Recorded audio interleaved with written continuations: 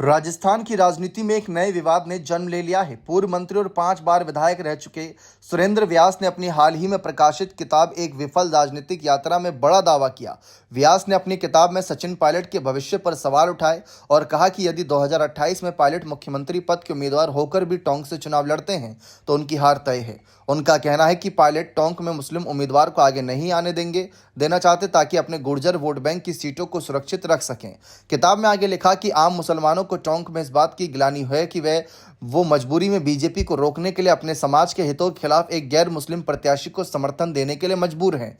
2018 में वसुंधरा राजे ने एक बहुत सोची समझी रणनीति के तहत यूनुस खान को यहां से बीजेपी की ओर से चुनाव में खड़ा किया था, किंतु वो चुनाव नहीं जीत सके और बीजेपी में वसुंधरा का प्रभाव भी घट गया और यूनुस खान स्वयं भी उदासीन हो गए। इसके साथ साथ सुरेंद्र व्यास की किताब में कई बड़े दावे किए गए, जिनमें राहुल गांधी, अशोक गहलोत, सचिन पायलट और अन्य पूर्व मुख्यमंत्री और उप मुख्यमंत्रियों के बारे में तीखी टिप्पणियां की गई। व्यास ने राहुल गांधी के विदेशों में जाकर भारत की संवैधानिक संस्थाओं को कमजोर और पक्षपाती बताने की प्रवृत्ति की आलोचना की और इसको एक बहुत ही गैर जिम्मेदाराना लोकतंत्र को नुकसान पहुंचाने वाला कदम बताया।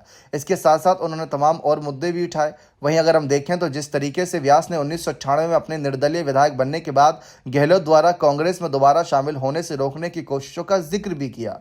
साथ ही साथ व्यास ने गहलोत पायलट विवाद पर भी चर्चा की और कहा कि पायलट का सरकार को अस्थिर करने का प्रयास गलत था, लेकिन उन्होंने भाषा में संयम बरता, जबकि गहलोत ने एक परिपक्व नेता होते हुए भी निकम्मा, नाकारा जैसी भाषा का प्रयोग किया, जो दुर्भाग्यपूर्ण था। इतना ही नहीं, व्यास ने इंदिरा गांधी के आपातकाल की घोषणा को पूरी तरह असंवैधानिक भी बताया।